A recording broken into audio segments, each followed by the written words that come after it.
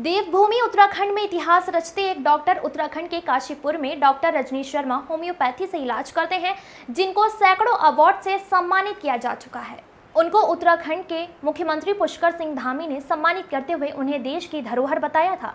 Doctor Rajneesh Sharma Kashipur में research institute चलाते हैं, जहां पर उन रोगों का इलाज होता है जिनको मेडिकल लाइन एलोपैथी से इलाज संभव नहीं हो पाता है। ऐसे रोगों का उपचार करने में एक्सपर्ट हैं डॉक्टर रजनीश शर्मा। होम्योपैथी पर लगातार 11 बुक लिखने वाले पहले डॉक्टर हैं। उन्होंने लंदन के अलावा अपने देश के नामी शिक्षा संस्थानों से डिग्रियां ली हैं। आपको कविताओं का लिखने का बड़ा शौक है। डॉक्टर रजनीश शर्मा ने अपनी माता जी को समर्पित करते हुए एक काव्य संग्रह मनोरम लिखा है, जो इन दिनों काफी चर्चा में है। इस महान शख्सियत से आज हम आपको मिलवाते हैं, जिनकी ट्रॉफियों पर अगर नजर डालें तो उनकी संख्या बहुत है, जिनको गिन पाना मुश्किल है। ऐसे मरीज जो कहीं ठीक नहीं हुए वो यहाँ से ठीक होते हैं। Bureau report. नमस्कार, मैं हूं फहीम खान। आज आपको मैं मिलवाऊंगा एक ऐसी शख्सियत से जो आज वो इंसानियत की सेवा कर रहे हैं जिसकी कोई मिसाल नहीं दी जा सकती, जिसके बाद अगर ये जिंदगी है और जिंदगी के बाद पूरा जमाना याद करेगा, एक ऐसी शख्सियत से मैं आपको रूबरू कराऊंगा। और आज मैं इस वक्त मौजूद हूं डॉक्टर रजनीश कुमार शर्मा, जो कि बहुत ही बड़े होम्योपैथिक के डॉक्टर, जिन्होंने बड़ी रिसर्च की और रिसर्च के बाद बहुत सारी बुक्स को लिखा। और एक जो हृदय कवि होता है, जो कवि होता है, कवि का हृदय वो भी उनके हृदय में है। वो सब चीज़ों को आज लेकर मैं मौजूद हूँ यहाँ। डॉक्टर रजनीश सर, आपका स्वागत है हमारे चैनल में। मैं ये जानूंगा कि सर, जिस तरह से आपने होम्योपैथिक की दुनिया में एक ऐसी क्रांति की है जिसको उस लक्ष्य को पाना लोगों के लिए आज सपना है, उसको आपने किया। असाध्य रोग जिस तरह से आप ठीक करते हैं और उसके बाद में जिस तरह से आपने रिसर्च की है, बुक्स लिखी हैं, इसको थोड़ा सा जानना चाहेंगे। देखिए, धन्यवाद। सबसे पहले तो मैं बताऊंगा कि आई ट्रीट ही क्योर्स। मैं तो सिर्फ इलाज करता हूँ, क्योर तो कोई और ही करता है, तो उसका श्रेय मुझे नहीं जाता। एक डॉक्टर होने के नाते, एक ह्यूमन बीइंग होने के नाते अपना ये कर्तव्य बनता है कि हम बहुत निष्ठा के साथ पूरी अपनी जितनी कैपेसिटी है, जितना हमारे अंदर ब्रेन में कैपेसिटी हमने बनाई है, कुछ हमारे पास थी या जितनी हमने उसे एवेल्यूएट किया है, तो उसको पूरा यूटिलाइज करें। और पूरी निष्ठा के साथ और पूरी मेहनत के साथ जब आप कोई काम करते हैं तो ज़रूर सफलता मिलती है। यही मैंने पहले दिन से किया। Right from graduation, medical graduation लेने के बाद जब क्लिनिक खोला तो पेशेंट नंबर 1 मुझे आज भी मेरे पास अभी तक आते हैं। वो उनको देखने में मुझे कम से कम 15 मिनट का समय लगा, जबकि उन्हें बहुत छोटी सी बीमारी, खाली जुकाम बुखार था। और 1-2 दिन के अंदर वो बिल्कुल पूरे ठीक जब हुए तो उन्होंने आगे फिर दूसरे को, तीसरे को बताते चले गए। तो पूरी श्रद्धा, निष्ठा और पूरी अपनी ऊर्जा के साथ, समर्पण के साथ जब काम किया जाता है तो पूरा होता है। वही मेरे साथ हुआ। आज मैं जिस मुकाम पर पहुंचा हूं, ये सब बहुत मेहनत का फल है और इसमें सबकी शुभकामनाएं, उनका समावेश बहुत जरूरी था जो मेरे साथ है। और आपका भी मैं बहुत अच्छा, डिग्रियां कहाँ से ली हैं आपने? मेडिकल ग्रेजुएशन में मैंने पूना से डिग्री ली है, कानपुर से ली है, जयपुर से ली है, यूके से डिग्रियां ली हैं। और बाकी अभी भी छोटे मोटे कोर्सेज मैंने कई जगह से किए हैं, जिसमें सबसे बड़ी डिग्री जो होती है वो होम्योपैथी की डिग्री को सबसे बड़ा डिग्री मैं अपने लिए बोलूँगा, होम्योपैथी। अच्छा सर, ऐसे रोग जो बिल्कुल ठीक नहीं होते, मेडिकल साइंस कहता है कि अब ये ठीक नहीं होंगे, इनका कोई इलाज नहीं, इस तरह की चीज़ों को आप बड़े आराम से और बड़ी जल्दी कवर करते हैं। इसके लिए कितना संघर्ष रिसर्च में आपके बीता और किस तरह से इसको कर पाए आप? देखिए, सबसे पहले तो हमें ये देखना पड़ता है कि बीमारी क्यों हुई है, और जब हम उसका कारण ढूंढ लेते हैं तो उस बीमारी के कारण का निदान करने की कोशिश करते हैं। अगर कारण हट जाए तो बीमारी अपने आप ठीक हो जाती है, बीमारी के इलाज की ज़रूरत ही नहीं है। दूसरा, उस बीमारी से नुकसान कितना हुआ है, वो क्षति पूर्ति जो बॉडी के अंदर हुई है, अगर वो रिपेयरेबल है तो उसको हम रिपेयर करें। अगर वो मेडिसिन से रिपेयर हो सकती है तो मेडिसिन से रिपेयर होगी, और अगर मेडिसिन से रिपेयर नहीं हो सकती, इतनी ज़्यादा क्षति हो चुकी है कि सर्जरी की ज़रूरत है, तो वो रेफ़र कर देते हैं। लेकिन बहुत से केसेस में ऐसा होता है कि इंसान की अपनी आदतों की वजह से ही बीमार होता है।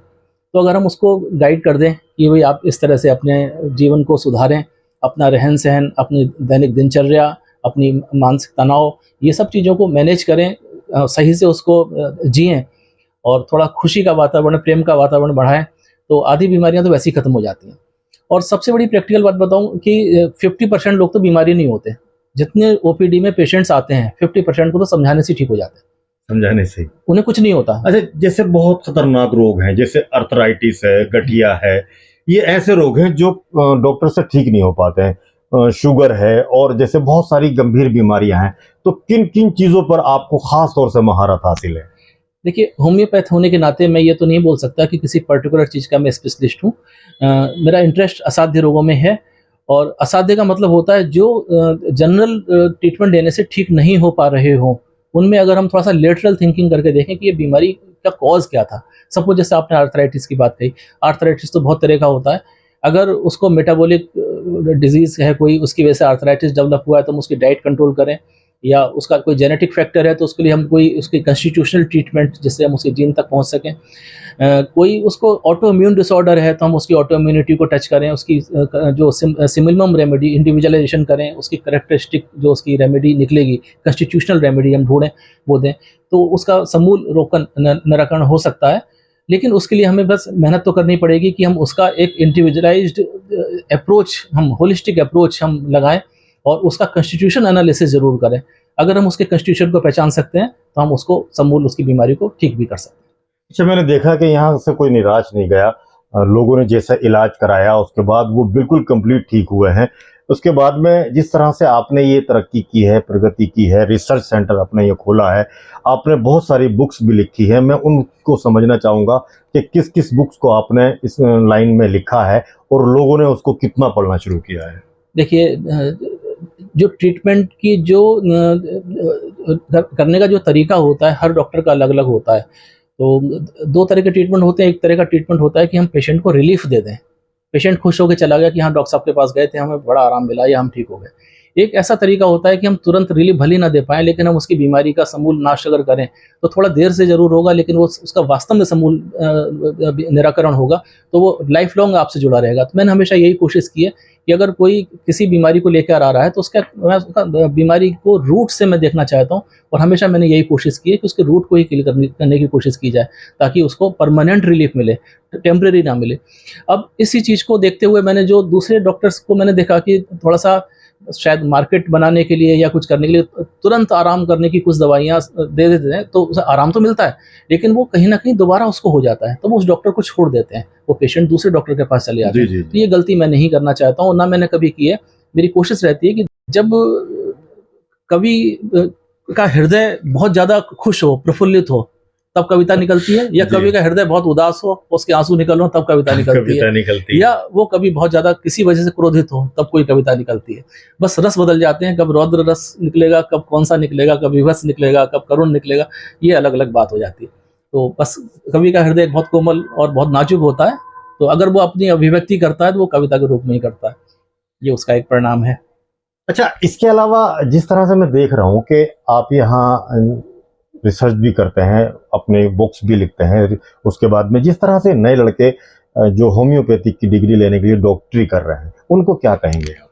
देखिए, इसमें आजकल बहुत दुख होता है कि लोग डिग्री के लिए पढ़ाई करते हैं कि डिग्री मिल जाए, फिर उसके बाद नौकरी मिल जाएगी या कुछ कर लेंगे। दूसरा ये होता है कि डिग्री मिल जाएगी तो हो सकता है शादी अच्छी जगह हो जाएगी, ये भी होता है। समाज में एक डॉक्टर का एक खिताब मिल जाता है, थोड़ा इज्जत बढ़ जाती है, तो वो थोड़ा सा सोचते हैं।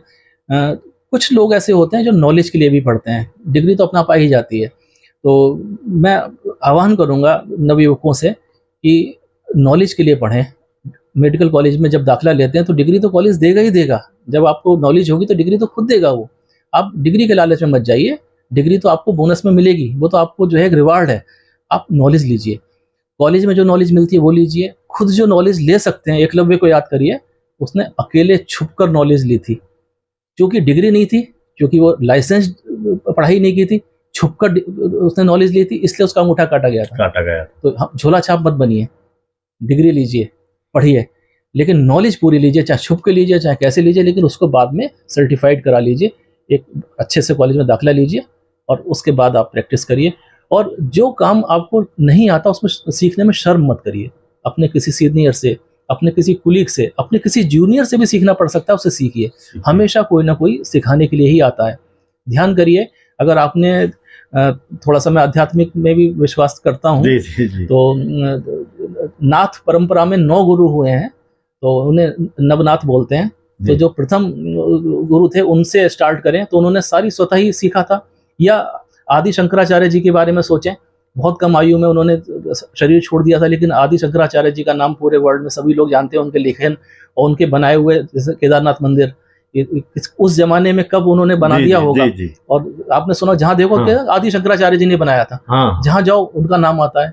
काठमांडू में जाएंगे तो वहां पर जो जी। मंदिर है आदि शंकराचार्य जी ने बनाया था। कैसे? और उनके गुरु देखे आपने, 21 गुरु बनाए थे उन्होंने। उसमें कौन? मकड़ी, मधुमक्खी, हाँ, छिपकली, इस टाइप के लोग उनको गुरु बोला है। गुरु उनका बोला। मेरे 21 गुरु थे, एक गुरु नहीं था। तो उन्होंने प्रकृति को गुरु बनाया, पेड़ों से सीखा उन्होंने, पेड़ों को भी गुरु बनाया। बोले जो जो काम कर रहा है उसको ऑब्जर्व करिए, एक कीन ऑब्जर्वर बनिए, बड़े ध्यान से देखिए और डीप लिसनर बनिए, पेशेंस के साथ सुनिए। तो ध्यान से देखना है, ध्यान से सुनना है, महसूस करना है और उसका एनालिसिस करके कुछ सीखना है कि इसमें अच्छा मिला या बुरा मिला। अच्छा है तो रख लीजिए, बुरा है तो छोड़ दीजिए। तो इस तरह से आप सीख सकते हैं।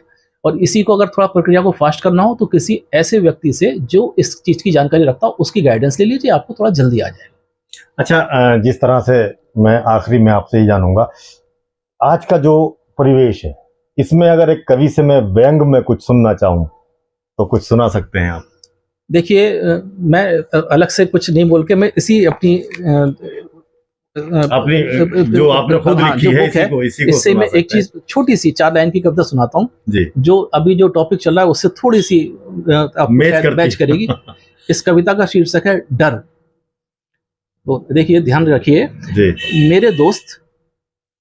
मेरे दोस्त शूलों को समझा लो। शूल माने कांटे जो हमें नुकसान पहुंचाते हैं। मेरे दोस्त शूलों को समझा लो, इनसे कह दो मुझसे दूर ही रहें। मेरे दोस्त शूलों को समझा लो, इनसे कह दो मुझसे दूर ही रहें, कहीं मुझे छू ना जाए। छू ना जाए। नाजुक मत समझो मुझे, नाजुक मत समझो मुझे, ये एकदम से भाव आया। मैं डरपोक नहीं, बस डरता हूं इसी से।